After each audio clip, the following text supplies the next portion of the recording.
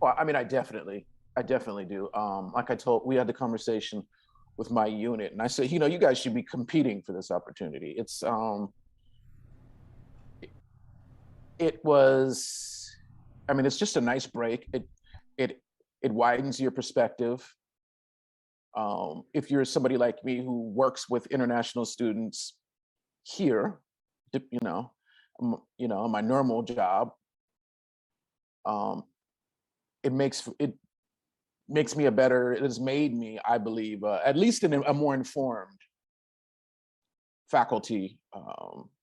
I like to say better, but I know at least better informed, more sensitive, deep in my cultural knowledge. Oh, I absolutely. I think it would be great if more people came to Mason, Korea. United States. Absolutely. So again, my time in Korea, the first time and the second time, with all four of the schools that I taught with, it's been an international faculty. So I got to know people from South Africa and Australia and England and Canada, as well as the Koreans that were there, and some of the other professionals, maybe not English teachers, but other professionals from other countries that were there. It was an incredibly enriching experience. Really fun. So yes, I'd like to do it again.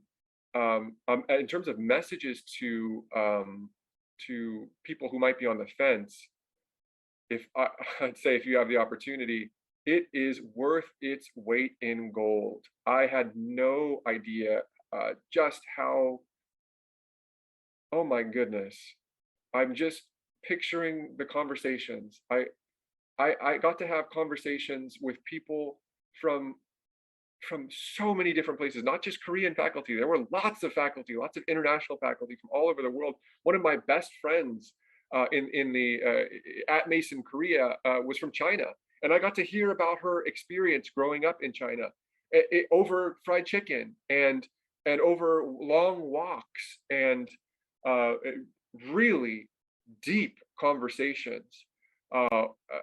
Just, I mean, those I just such enriching experiences. And in terms of Mason Korea itself, like for people who are on the fence, my goodness, the support systems that are in place to make sure that faculty are essentially well taken care of are unheard of. There were two people who worked at Mason Korea who were essentially responsible for helping faculty who had come over from the United States or wherever, helping them adjust and helping them deal with the things they needed to.